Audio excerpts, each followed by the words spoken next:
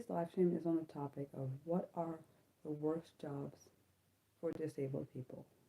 All the information below came from the Careers with Disabilities website in the article, The Worst Jobs for Disabled People. Being a disabled job seeker can be very challenging. There are many different barriers to employment that disabled people have to face and non-disabled people would never even notice. Unfortunately, not all jobs are suitable for disabled people. While we cannot generalize the experience of all disabled people in one simple experience, as the variety of disabilities that exist is vast, we can look at the needs of disabled people in a job as being somewhat universal. All disabled people need accessibility, protection from discrimination, and equitable support in both recruitment and employment. Due to the variety of barriers and difficulties that the diverse community of disabled people in the UK face, there are three factors. These three factors are critical to ensuring a disabled person is both safe and happy in their place of work. So with that in mind, we have created this blog to talk about the worst jobs for disabled people that do not embrace these factors, so that disabled job seekers may know more easily what to avoid. We will also talk about the other side of the coin, how disabled people can find the best. Well, I'm not going to actually talk about the best jobs. I'm going to talk about, this is only about the worst jobs, this particular live stream. Okay, so let's jump into it. What are the worst jobs for disabled people? The worst jobs for disabled people aren't certainly jobs exactly. Aren't certain jobs exactly. It isn't a case of a couple of jobs advertised in a certain area that are the worst possible, are the worst possible options for disabled people. The worst jobs for disabled people are those that match certain criteria, or to put it another way, don't meet certain criteria. By our reckoning, the worst jobs for someone with a disability are those that do not consider disabled people and accessibility. Oh, hello. In their recruitment processes, they don't provide accessible formats for application forms, and they do not work on providing a bias-free decision-making panel for interviews. They also do not consider work trials and inclusive interview formats. Doing so means that disabled people are often kept out of jobs that they want before they even try. If a disabled person can manage to get through such an application process, it is unlikely that they will go on to experience accessibility in work after they haven't received it during the recruitment. Have an employer who isn't signed up for a disability confidence scheme, which I think is just in the UK, because I don't think we have that in the US, based on what I know. Oh, hello. Where am I at?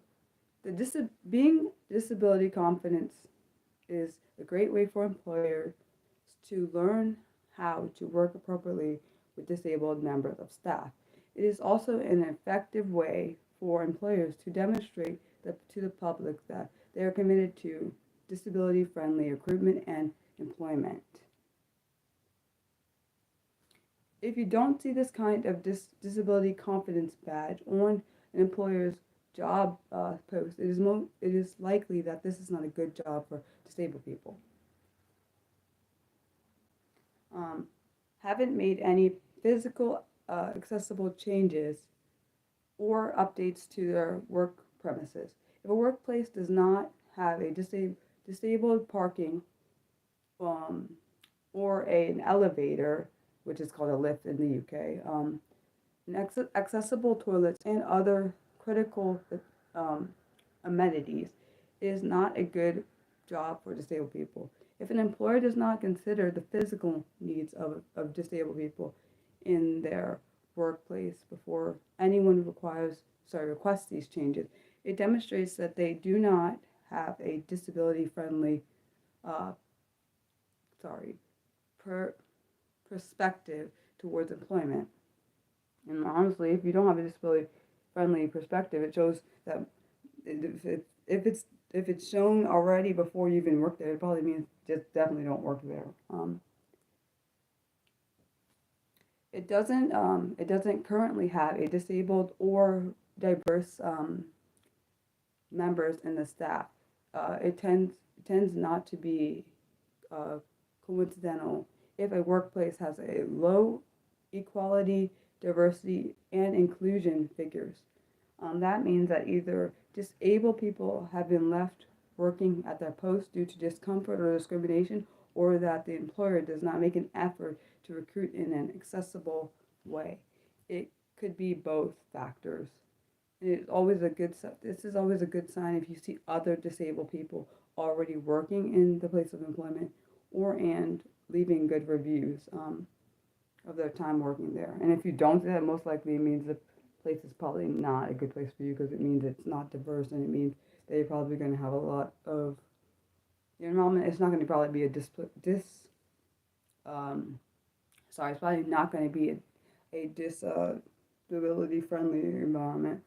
Um, do not run disability awareness training, and if it doesn't run disability awareness training for other employees or staff, if you are a disabled person entering a workplace uh, where no one has DA training, which stands for disability awareness training or knowledge, it is far less comfortable experience for you. Knowing that other employees are aware of around topics such as accessible language and appropriate behavior towards disabled people is a big assurance and a guarantee of a better working experience. This is something very worthwhile and acquired about can be acquired about in interviews of a potential job. Honestly, for me, being me having disabilities, I may not have physical ones, but if I worked in a place where I felt like I was going to be discriminated against, I would not even want to, even if I wasn't even had the job yet, if I saw discrimination in the workplace, my potential workplace, I would not want to work there. Um, does anyone have any questions before I say what um, the upcoming content's going to be on?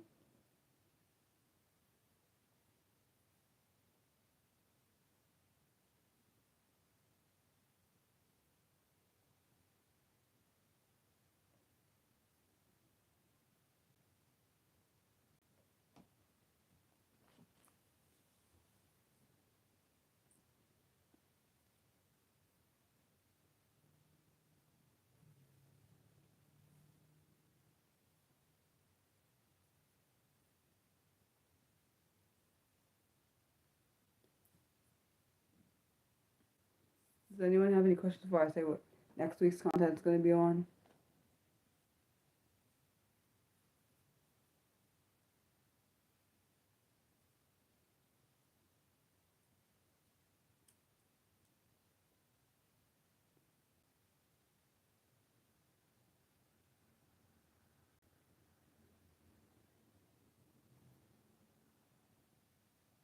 Give it one more minute, then I'll say what next week's content is going to be on. I'm excited about Wednesday. I love my Monday streams, and I do like my Saturday streams, but I like my Monday streams more because of my personality. You'll get to see my personality more, and I get to have more fun on my Monday streams. So yeah.